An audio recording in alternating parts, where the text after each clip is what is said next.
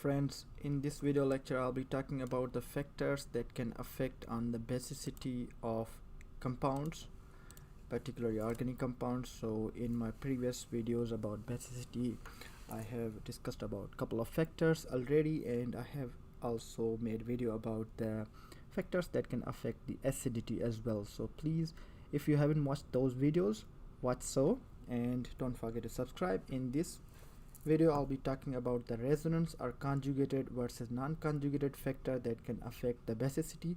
Let's consider one example, that is phenolate anion.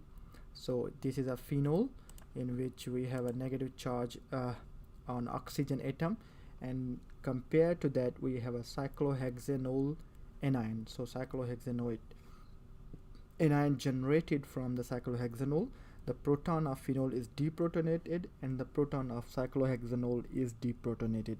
So which one is going to be more basic, either the phenolate or this cyclohexanol anion? So this is the factor that can decide which is going to be more acidic, resonance or conjugated versus non-conjugated. If something is resonating, that means it is going to be conjugated system, and something is not in resonance, that means it is non-conjugated. It means it does not have any extended double bonds or conjugated double bonds. So if you look at the conjugate base of phenol, this negative charge is involved in the resonance.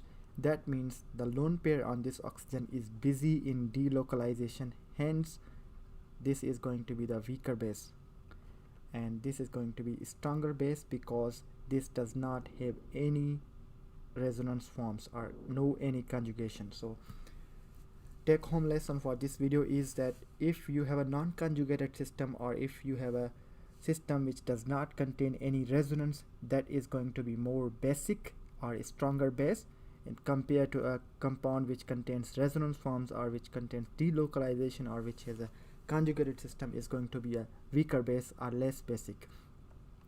Let's have a look at one more example which is going to be more basic compared to cyclohexylamine, which has this NH2 and there is no any double bond in this ring, and we have aniline which contains benzene ring and NH2 group. Alright, so cyclohexylamine is going to be more basic because it does not contain any double bonds or any resonance forms. The lone pair attached to cyclohexylamine, this one is free, it is not busy in delocalization, that's why it's more basic. That's why it's a stronger base compared to aniline. Whereas in aniline, or just like phenol, the lone pair of this nitrogen is busy in delocalization. If you look at that, if you deprotonate the one of the hydrogen of this aniline, that will generate a negative charge on nitrogen, and that negative charge is busy in delocalization like this way. If you haven't watched my video about resonance where I have explained how to draw canonical forms, this is a resonance arrow, please watch that video in order to understand fully. So the gist of the concept is the resonance forms are going to be weaker bases compared to non-resonance forms or compared to non-conjugated systems. I hope you like this video, and this was a clear concept about basicity, that you can predict the nature of the basicity of any molecules given in any question paper or in that textbook. See you with the next video. Bye.